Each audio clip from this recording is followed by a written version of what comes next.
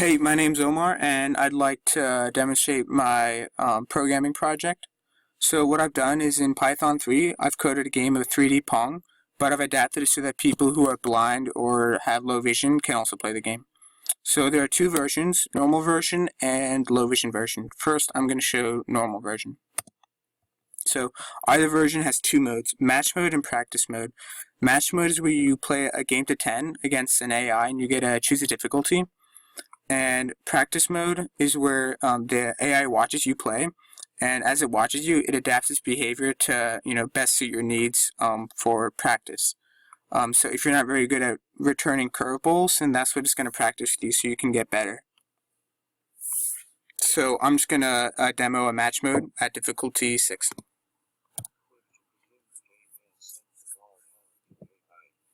So the point of the game is you need to return the ball to the other side by hitting the ball with your paddle, but at the same time you need to be dodging these cubes which are being launched at you from the other side.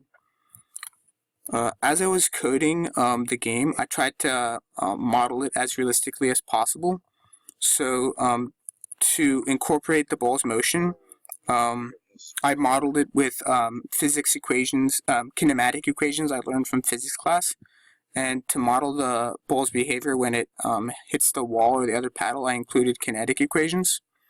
So combining this with the concepts I picked up from 3D calculus, I was able to calculate the ball's velocity vector and acceleration vector at any time.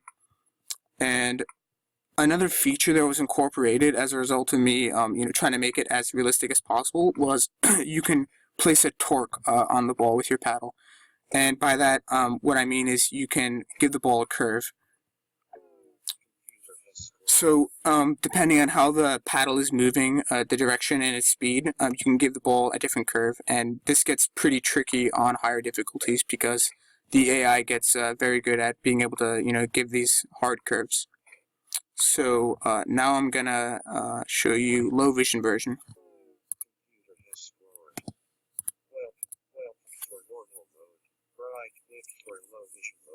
So as you can see, the narrator is always explaining to you, speaking to you in low vision version, so you can understand what's happening at any time.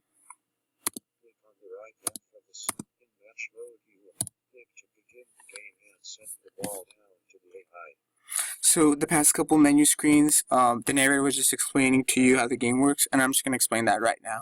So what the program does is it's always outputting a sequence of beeps, and the pitch and the frequency of these beeps are going to let the player understand where the ball is horizontally and vertically. So the pitch tells you how high it is, and the frequency tells you where it is horizontally. So a high pitch means it's low, and fast frequency, means it's to the left. And likewise, low frequency means it's high, and low frequency means it's to the right, and a low pitch means it's high up. So using these cues, the player can tell where the ball is at any time, and it took me about 15 minutes of practice, but eventually I got the hang of it, and I was actually playing completely without looking at the screen.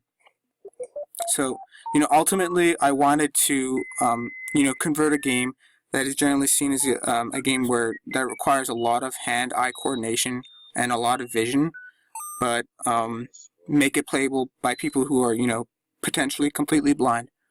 And right now I'm working on uploading the code to audiogames.net, which is it's a website for people who are blind and want to play video games just like this.